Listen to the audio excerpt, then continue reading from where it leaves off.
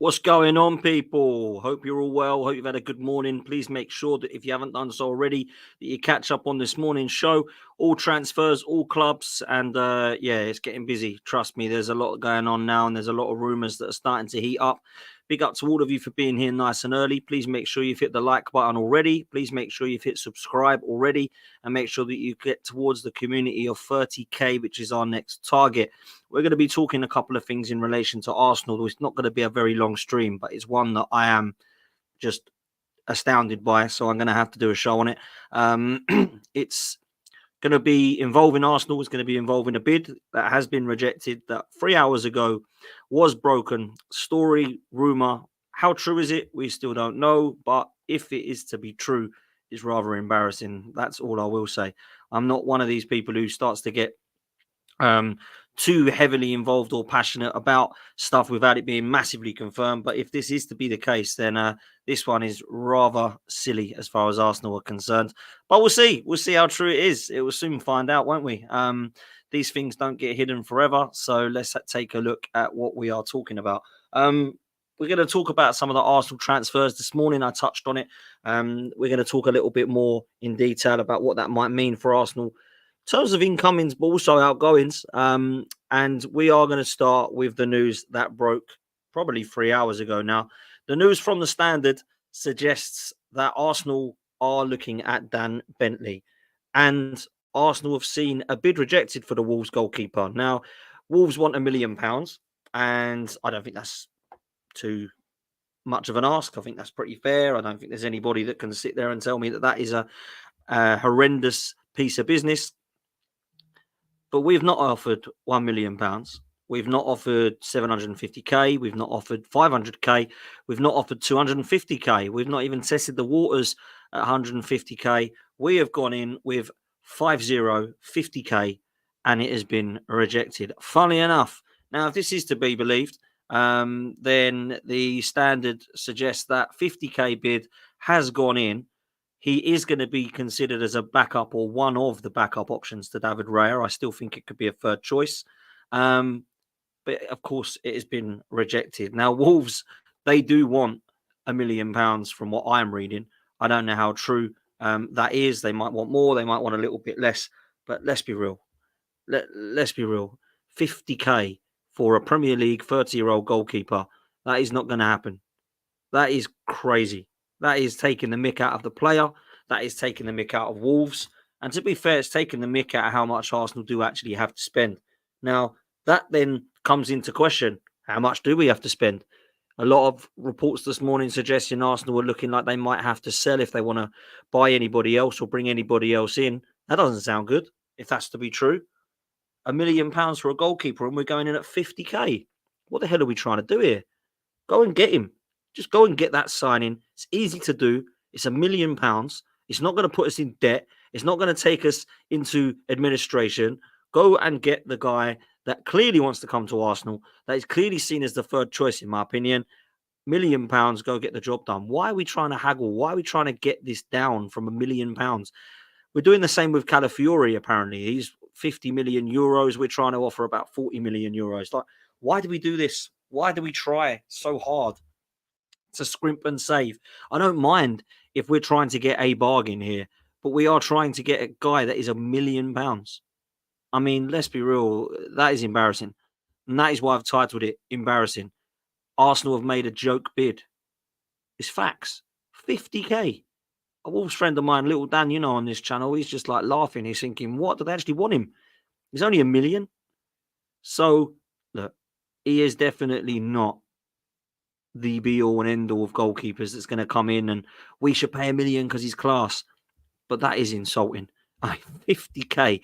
That's sort of money you'd spend in League Two on a top talent. Do you know what I mean? This is not the Premier League goalkeeping of the highest standard. And to be fair, such an insulting offer like that makes you wonder, where are we at in terms of this position? Because that is poor. And Dan Bentley must be sitting there thinking, oh, Arsenal interested. Cool. Think you can get a deal done? Yeah, if they pay the £1 million. Oh, they're a massive club. Of course they will. That sounds exciting. What have they offered? 50k. What? He must be thinking, how good do they think I am then? Crikey. Now, of course, the links are because of our goalkeeping coach, who, like David Raya, had links apparently with Dan Bentley when he was at Brentford, when he had left Southend and he'd gone to, I believe they're in the Championship at the time when he was playing for them, went to Bristol City as well, had a couple of loan moves there, and then made his kind of career at Brentford. Probably was at his best level at Southend. A lot of people were talking about how great he was there. £1 million Wolves want. We've offered 50k. I mean, that is rather embarrassing, isn't it? Like, let's just say it how it is.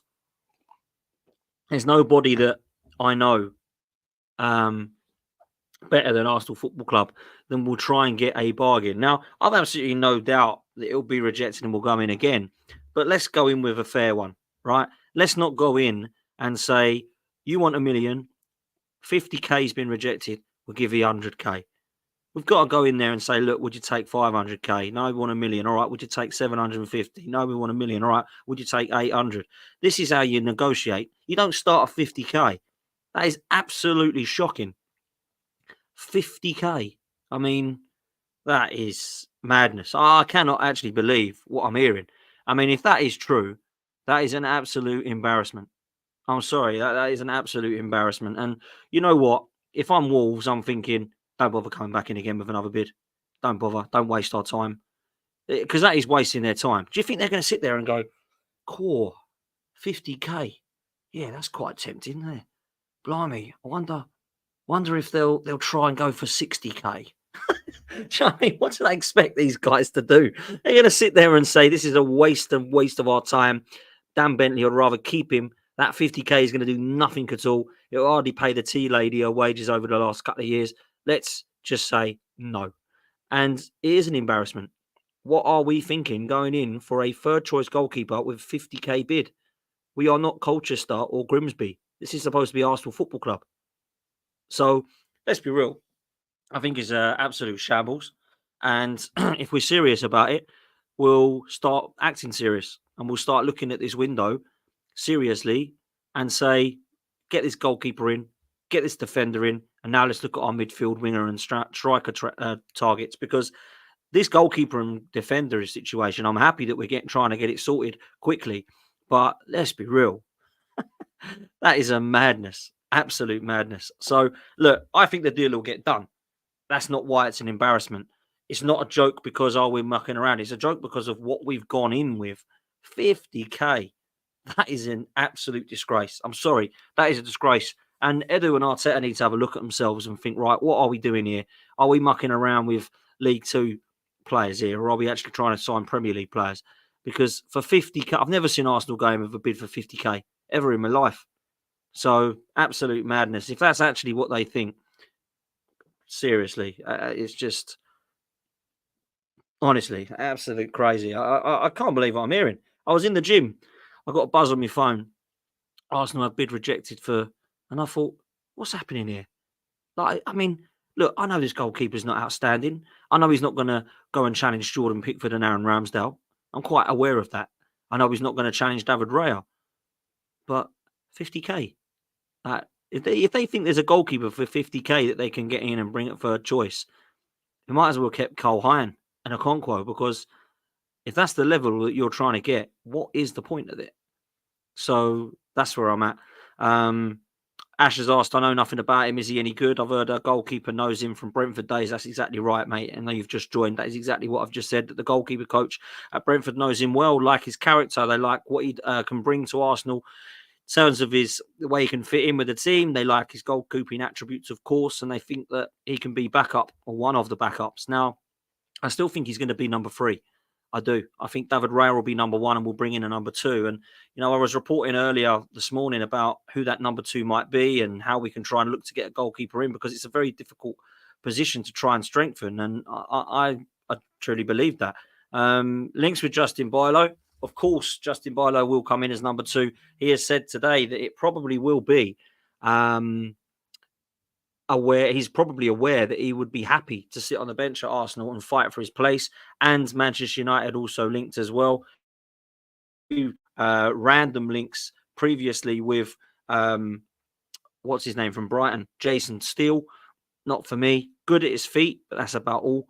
Justin Bilo, know nothing about him. And there were suggestions last night that the backup goalkeeper might be better if we was to go and get David De Gea or, of course, Wojciech Szczesny. Now, Szczesny looks like he's going to head over to Saudi. David De Gea, I think, would demand too much wages. Justin Bilo, I think, would probably be someone that would be more realistic.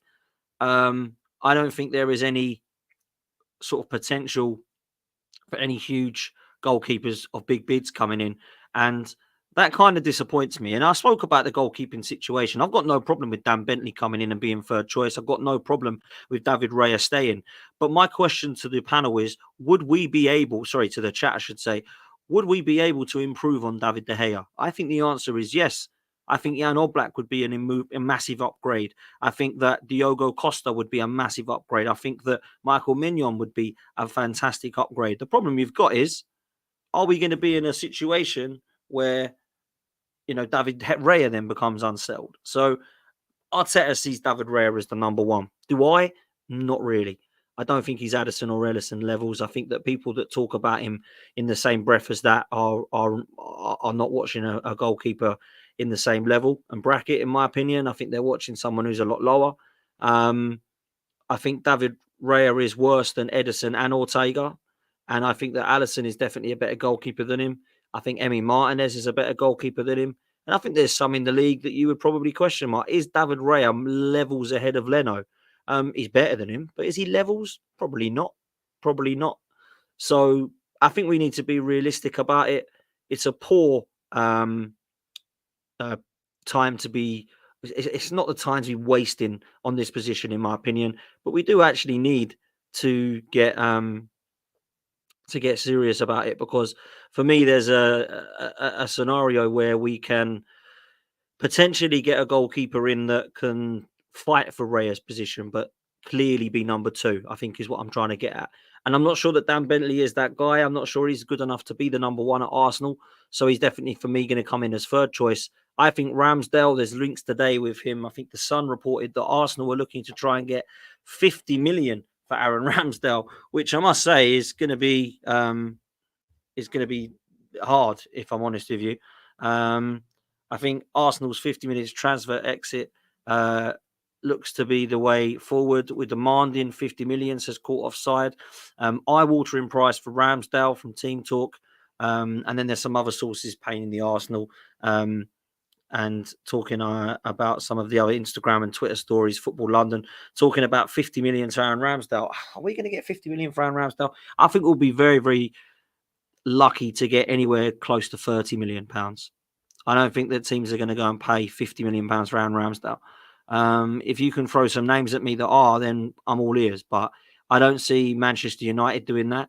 I don't think Newcastle will pay that. I don't think Chelsea will pay that. I don't think that City will pay that. So when you look at it, Diogo Costa's 63 million and Aaron Ramsdale's apparently 50. Who would you rather have? I'd pay £13 million more, £15 million more for Diogo Costa. So, yeah, I don't really understand why we're looking at, trying to get 50 million for Aaron Ramsdale. It's fine to accept. It's fine to say that. I want 50. It's absolutely fine. That's absolutely fine. Like to say we would like that. You're not going to get that. That's better than saying Ramsdale's available for a cut price. Like, let's see. Do you know what I'm saying? Like, you don't want that, because then people are going to say, "We'll give you 15 million or 10 million for Ramsdale." That we can't be selling him for that. And I stand by it. If we don't get £30 million back for Ramsdale, then I'd rather keep him as backup. I really would. I'd rather keep him there, play him in the League Cup games, play him in the FA Cup games, and allow some of the group games. I know it's not groups anymore in Champions League games, but you get my point. So that he can actually get some more of a game time this year, because that's what's got to happen. We've got to be looking at playing and moving forwards in those domestic cup games. So that's where I'm at there. So it is embarrassing. I know a few people in the chat are saying, "What's embarrassing about this?" I mean, look at the price. We've paid 50k. We've bid 50k for a goalkeeper. 50k, not 500k. 50k. That's unbelievable. An embarrassing offer, a joke of an offer, joke of a bid. And funny enough, that's why it's been rejected. Because if it wasn't joke of a bid and embarrassing, they would have actually considered it. But they've laughed at it. And yet again, Arsenal have been laughed at by everybody. Oh my God, what are they doing? What are they doing? We don't really help ourselves sometimes, do we? We really don't. No idea what Edu and Arteta were thinking there. 50k for a goalkeeper, just unbelievable. Absolutely crazy, but there we go. What's wrong with 50k, says Antonio. What's right with it? Listen, put in 50k. We're going to get him, are we? 50k. I mean, this is a Premier League goalkeeper. What's wrong with 50k? My God, unbelievable. Yeah, I just honestly, I don't get it at all. So yeah, exactly. They bought him for 50k. They bought him for 50k. We're trying to say you go to Wolves, you're the backup goalkeeper, and we're going to give you the 50k you signed him for. Like, that's not going to happen, is it? They're obviously going to want more than that. 50k. We are Arsenal. We should not be putting in bids of 50k for goalkeepers. That should, or for anyone, that should not be happening. 50k. What an absolute joke. Honestly, I can't believe people are defending this. I mean, they will, because obviously people do defend what Arteta and Edu does, whatever, because they have this massive love obsession with him. But 50k, like, let's be real, man. Like, honestly, it's just, yeah, it's mad. That's what it is. So let's see what happens. Let's talk a little bit more about some of the individuals that might be getting moves away. For me, Jacob Kivior is the one that people are talking about. Now, I can't help but think, like, that Jacob Kivior could have a job at Arsenal still. And he could have a role to play in the squad, because if Gabriel does get an injury, Calafiori can play there. We've seen that William Saliba can play there, but I do have question marks over our centre halves. Now, what we are doing is we're not actually adding quantity, we're adding quality, and I'm cool with that. But do we have enough centre backs at Arsenal? We haven't seen Timber play there. Ben White and Tommy Asu can play there for a couple of games. If we've got a long-term injury to Gabriel and Saliba, are we confident that we have enough cover? And that's where I'm at. That's where I'm at. I don't feel personally like we have the cover at centre half to be comfortable going into the new season. If we got rid of Kivior, that is. Because I don't know who plays on the left-hand side. If we do get what happened 2 seasons ago where we have Saliba and Tommy Asu out, who's going to play there? So that's my question. People might think we're cool. We're covered there. It's absolutely fine. Timber can play there. We haven't seen him play there, but apparently he can. Tommy Asu can play there. Ben White can play there. Let's see where we're at. I mean, Kivior, there's rumours of Mark Guehi being interested in Arsenal, but I can't see that one happening. I can't see him coming and sitting on the bench and us paying 50 or 60 million for him. I just can't see that happening. I really can't. And I don't know that that is what we want to be seeing, at Arsenal. 100 million being spent on the defensive area, when, let's be real, we haven't actually been bad there at all. So I think there's definitely, for me anyway, potential for us to go down that route, but I just can't see that happening. I think Calafiori will be the only defender we get. I do think we'll get a couple of goalkeepers in. It might be that we get Bentley and Bilo. And then I think we need to then seriously concentrate on the midfield and, of course, the strikers. Let's talk about that quickly before we do come to a bit of a close. I will say that I think the midfield area is the one that worries me the most, if I'm honest with you. A lot of people are talking about strikers, but goal scorer is not our problem. I do think, though, that we need to dominate in midfield. And Partey, Rice and Odegaard we're fine with. Jorginho's good cover. But other than that, I'm a little bit worried. I don't think we have another cover for Odegaard that's good enough. I don't really rate Fabio Vieira. Smith Rowe, there's rumours of he might be off. So who do we bring in? If it was my kind of ideal at the moment in terms of who's available, I would look to bring in Yusuf Fofana as the 8 and Joshua Kimmich as the 6. They're the ones I'd be looking at. I would rather spend 50 million towards Kimmich than 50 million towards Onana. And I would rather spend the 25 million pounds on Yusuf Fofana than Mikel Moreno. But that's just me. A lot of people like the sound of Onana and Moreno, and I understand why. They're talented. They're young enough to have some kind of future as well.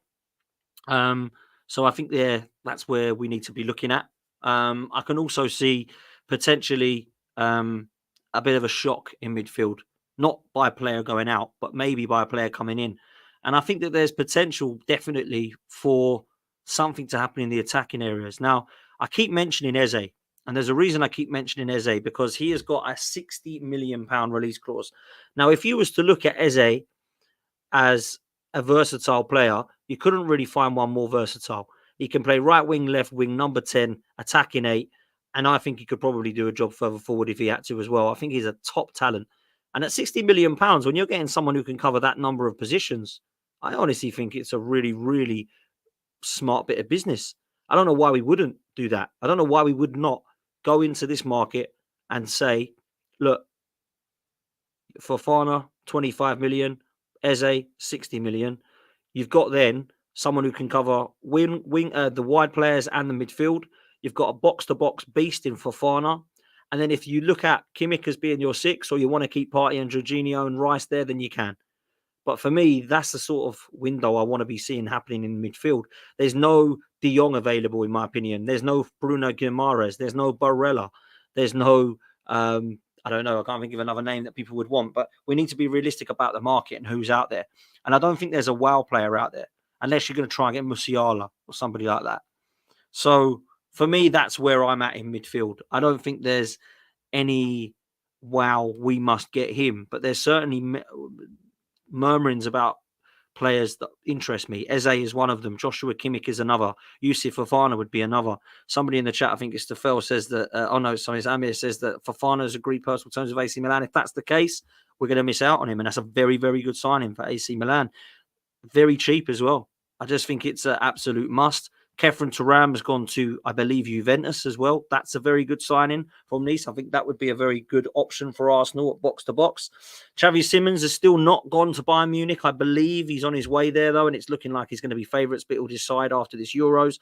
He would be an option that I've always looked at. I think he excites me, lights the place up, can play in a number of positions. So I think there's options for Arsenal for sure. Wide areas, Pedro Neto's linked, but he's also linked with Spurs. Got injury problems at Wolves. If we start mucking around like we are doing the bids with their keepers for 50k, we certainly aren't going to be welcome to bid for Pedro Neto, because we'll probably offer 5 million and a Kit Kat or something. Embarrassing. So let's see what happens with Pedro Neto. He's a player that I like. Eze's a player that I like. There is reports that the Athletic are suggesting that Nico Williams is the number one target for Arteta at Arsenal. That, for me, is the one that I would love. I think he'd be a phenomenal talent. I think he's one that can play on both wings. He's a player that a lot of clubs are looking at, of course. But I think he might head to Spain. Say head to Spain. He's already in Spain, but you get my point. Stay in Spain. Barcelona are looking to release the clause of around £49 million. And let's be real, Nico Williams is one of the players who's lit the Euros up. He's a name that everybody's mentioning at the moment. He's played a lot of games right wing, but is predominantly a left winger. I think he would probably come in and start on the left wing with Saka on the right, and you've got Martinelli and Trossard there that can be your backup. I think it'd be a really good signing. And for £49 million, come on. Like that to me is one that you absolutely have to do. If Barcelona get him, it will be a great signing. It will. There's nobody else on the wide areas that I would look at. Bakayoko was kind of half-linked, young player from PSV. The only one I will say is that Bayern Munich are looking to get a bit of a clear out going. Joshua Kimmich, we've mentioned. De Ligt looks like he's on his way to Manchester United. Kingsley Coman, Leroy Sané and Serge Gnabry are all at Bayern Munich. Elise is coming in. Xavi Simons looks likely to come in. I think they're going to want to sell. And I wonder if there's a piece of business that we can do there. Now, I know they probably won't want to sell Leroy Sané, but he's the one out of all of them that I would probably look at. Could there be a return, an emotional return for Serge Gnabry, who I think is 28 now, or 27, is he? I don't even know how old he is now. I think it's something like that, 27, 28 years old. Could he come back to Arsenal? He's predominantly a winger. He would cover for Saka. To be fair, probably be competition to start in the Arsenal side, either wing as well. So for me, that would be a very good signing. But I will say that Bayern Munich don't have to sell anyone, but there are rumours that if they want to buy and continue to buy, then they might have to sell before they buy. And there are the rumours of who might be out the door. So keep watching Bayern Munich, because I keep an eye on them to see who they're going to be trying to bring in next, because they're not going to stand still there for me. So let's see. I think that they would be good potential signings. Leroy Sané is a player I've always liked. Manchester City were a bit gutted to get rid of him. Arteta's got a good relationship with him. I believe that Leroy Sané was a fan of Mikel Arteta when he was at Manchester City. So potentially that's one that I people say to me, who do you want? I could look at him and go, yeah, potentially him. I'd rather have Eze and Nico Williams. I think those two would be fantastic. I think, to pay 100 million for those two, I think would be fantastic, because Sane will probably be quite a lot of money, I imagine. So yeah, I think by spending that much money in that area, you're probably looking like you're going to have to spend 200 million pounds here. If I'm honest, I think we need to be looking at spending 100 million in midfield and 100 million across the front three, and then obviously 40 million pounds in your defensive areas. Goalkeepers aren't going to cost much. People are saying, look, it's potential that 250 million is way too much. That's why we've got to get the player sales right. That's why we've got to get the player sales right, for me, because I think we can spend a lot of money, but we have to try and make 150 million on some of the dross that we have in the Arsenal lineup. The likes of Nuno Tavares, the likes of Ramsdale and Tierney, who want moves. Partey might still be flirting with a move to Saudi Arabia, from what we hear. Jacob Kivior and Zinchenko, people are talking about them potentially moving on. Reece Nelson, who's linked with a West Ham move today. Smith Rowe linked with Fulham. Eddie Nketiah, I think we might see a little bit of a bidding war in relation to Eddie Nketiah. I think West Ham, Palace, Fulham, Wolves are all looking at what he might cost. And I think we need to be realistic about that as well, because I know it's fair to say I want 50 million because John Duran is going to be 50 million potentially. That's fine, but you're not really going to get it. You're probably going to get 30 tops for Eddie Nketiah. You're probably going to get 20 tops, and that's with add-ons for Nelson. You're probably looking to get 35 tops for Emil Smith Rowe if he goes. I don't think we can expect to get much more than 20 million for Vieira if he does go. That's pretty much half of what we paid for it. I don't know, man. I feel like we need to be realistic, but at the same time, look around at what's happening. If Elliot Anderson is 35 million, Emil Smith Rowe is more than that. If John Duran is 50 million, Eddie Nketiah is about that. Probably more, because he's done a more successful career than John Duran. So that's where I'm at, man. That's where I'm at. As for the striker situation, it's still very quiet. Victor Gyökeres, they did say was close. I don't know if he is. Ivan Toney, I can't get him out of my mind. I still feel like there's a good potential buy there, particularly for the price they're suggesting. 50 to 60 million for him would probably be the cheaper and more reliable bid than going for a huge number. Victor Osimhen is a beast. He's a monster. He's a killer in the box, and one that I like, but it would be a lot of money. Victor Gyökeres, likewise, be risky, but a lot of money. So Ivan Toney, he might be the best option right now if we were to looking to bring someone in. So, yeah, that's the way I see it. So we'll have to go from there. It's still early days, and I think it will be an interesting window for sure. So that's what we're going to leave it. Big up to all of you in the chat. Big up to all of you for being here. Make sure you do me a favor and smash a like on this one. Make sure you subscribe to the channel if you haven't done so already and you're new. And if you can do me a favor, if you can stay put, you are going to be redirected over to Judge Mo's show. So please make sure that you do that. Do me a favor and go put in there, Damn Pots Raid, Damn Pots Raid, Damn Pots Raid. That's what I want to be seeing. So big up to all of you for being here, and do me a favor and say hello to Judge Mo. Big up to all of you, and I'll be back tonight after the England game. Laters.